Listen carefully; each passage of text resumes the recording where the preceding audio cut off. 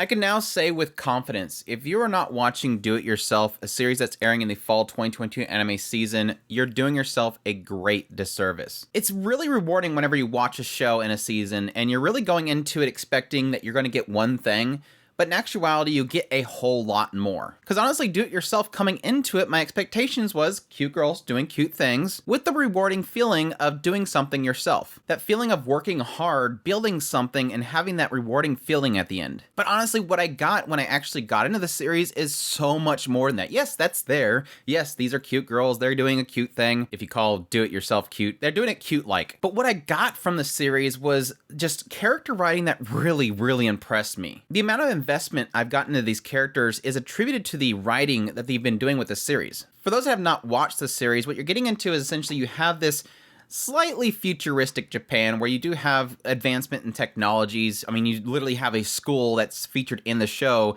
They're actually 3D printing usable arteries. So again, it's a little bit into the future, but not crazy stuff here. It feels and looks like Japan, but at the same time, you have a little bit of advancements in technology like AI. You have drones flying around delivering packages, you have automatic buses and everything. But at its core, you have these two childhood friends that live next door to each other. One gets to this really prestigious school that again is 3D printing arteries. And then you have this other one that's more of a klutz girl. She's going to the smaller school that's right next door. And really when I got into the first impressions of this series, my mind was going to, okay, it's going to be about this, one girl going to the smaller school. They have a do-it-yourself club. The other girl is more about technology and advancements. You're going to have this war between the old and the new. Why would you build something when you can just have it 3D printed? Why would you go to this school when this school has such higher technology and we're doing advancements in technology? That one's stuck in the past. Again, I thought it was going to be an old versus new story. And yes, somewhere in between you have these two coming together because of the love of building things. Which yes, it seems like we're getting to that eventually, but the way that they managed to transition to that was what really surprised me. It's the characters, it's their story, it's their relationships that I think is being so well done. Every week that I watch this show, I'm more and more impressed by how well they're doing character moments. Early on, Yuata Serafu decided, yes, Yuata Serafu, her name is very close to Do It Yourself. Early on, she discovers the joy of making stuff. And at the same time, dragging in Takumi, who's this girl that seems like she's more of a bookworm, but she loves the things that she creates. She's more of the crafty type and building little trinkets that look really cute. And even with Takumi early on, I was really impressed by how simple but yet very heartwarming it was that she was pulled into the group. She felt like she was kind of helping on the side, and then at some point she realized she really enjoys it, and they all kind of point out well, we already thought you were a part of the club. But early on, Takumi becomes the heart of the club. She's the one that has the gentle touch that eventually brings in what I think is the biggest star of the show, which is Jubko. Jubko, or technically her name's like Juliet something Elizabeth III something crazy name. Jubko is this girl that was supposed to go to the bigger school because her father is like this big corporation owner. She was supposed to go to the big school, but because she goofed up the names, she ends up in the smaller school. And she's very combative. It almost feels like she's full of herself. Everything else is beneath her. And yes, she has a similar mindset to Serafu's friend who thinks that this is an old technology. Why would you build things yourself when you have technology out there that does everything for you? Again, technically being under the shadow of her father and the technology that her father's building, she doesn't feel like this is worth it. But again, the heart of Takumi ends up pulling her into it. And this all led to, I think, some of the best chemistry that I've seen in anime since, I guess, technically Licorice Coil, but it's very seldom found in anime, this kind of writing. Because all these characters are combative at first, but they all find their own way of being pulled into the situation. Again, Takumi, it's simple. She just wanted to be a part of something, and through her contributions, she ends up finding worth. But Jobko is more multifaceted. At first, it's more about the fact that she's under the shadow of her father, and she thinks that this do-it-yourself stuff is dumb, but eventually you realize that her connection to this idea of crafting things she got from her mother. Her mother was into crafting, and that pulls her into this desire to be a part of it. You think that she's the snobby CEO child, but at the same time, she's very smart in this do-it-yourself stuff. Again, she's kind of trapped in the middle. And what really makes it special is that she ends up being the sort of thing that is able to bridge the gap between the old and the new. She's super smart, but at the same time, she knows the basics of crafting. And she's being the bridge that sort of gaps the old and new. Yuata Serafu and her childhood friend Puddin. I think the moment that she has decided, pushed herself into living with Puddin, that I was like, there we go.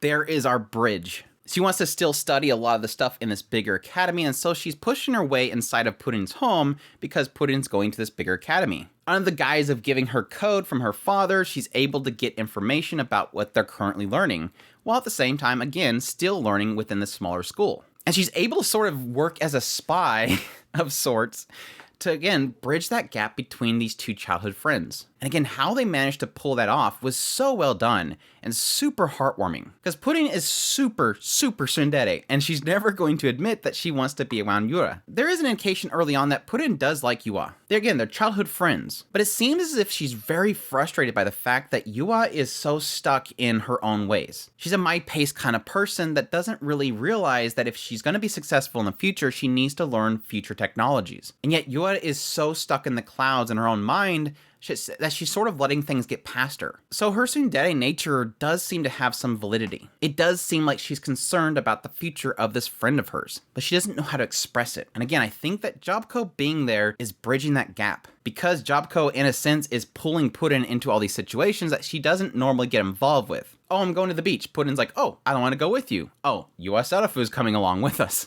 And yes, technically, as Jobco was first implanting herself inside of Puddin's home, she's getting her involved in crafts. I think the moment that we have her making this hammock, I'm like, we got her.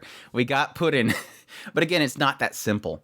This writer is not that simple. Nothing really comes down to just a light switch. It's a building process that I think they're doing so excellent at producing it. And yes, technically they pulled off the same thing with the late introduction of She. She is the girl from a foreign family, had expectations of her to be this one thing, but she wanted to be this other thing. It's about her meeting friends and finally being able to converse with other people her age. It's dynamics and stuff that I think, again, is being so well done. And it's all being done in a beautiful package. I cannot express enough how much all this stuff really is accented by the animation itself. This show sort of has a very loose feeling to it, sometimes semi-sketchy. And it's not so much the style that is impressing me so much, it's more in the animation itself. Subtle animations that really bring the characters alive. A lot of their expressions and reactions to things really sells each pinnacle story point. Yes, the uneasiness of Takumi when she wanted to express that she wanted to be a part of the club. Jobco and her frustration and hatred towards her situation. How down she was on herself for missing an opportunity at this other school. Her trying to deny the love that her mother had for craft and pushing it away, at the same time being in conflict with Rei. And yes, every single time Puddin tries to be tsundere and push away Yua Sarafu. Pine Jam is doing a phenomenal job of really making these characters expressive. So having almost this perfect culmination of writing, characters, and animation, Do It Yourself is easily one of my favorite shows this season. And I cannot express enough, if you're not watching it, do yourself a favor and watch it. But anyways, that's my thoughts on Do It Yourself so far. I hope a lot of my feelings and stuff came across to you guys. It's kind of one of those things where I almost feel like I can't do it justice. I really do highly recommend you people checking this out. Don't miss out on this show. And I'm going to love reviewing it. Hopefully it keeps to this pace and keeps it all the way to the end, being as fantastic as it is right now. But I hope you guys enjoyed this video. As always, if you did, make sure to hit that like button down below. Comment. Let me know what you're thinking of this series so far. Do you agree with me, disagree with me, or are you going to be checking it out? Additionally, if you're new to this channel, make sure to hit that subscribe button so you get all my content. I do news, reviews, first impressions, top list. If it's anime, it's pretty much here. Additionally, if you want to support the channel more, we have a Patreon link, a tips link, and a super thanks button down below. I greatly appreciate everybody that supports the channel, and y'all take care.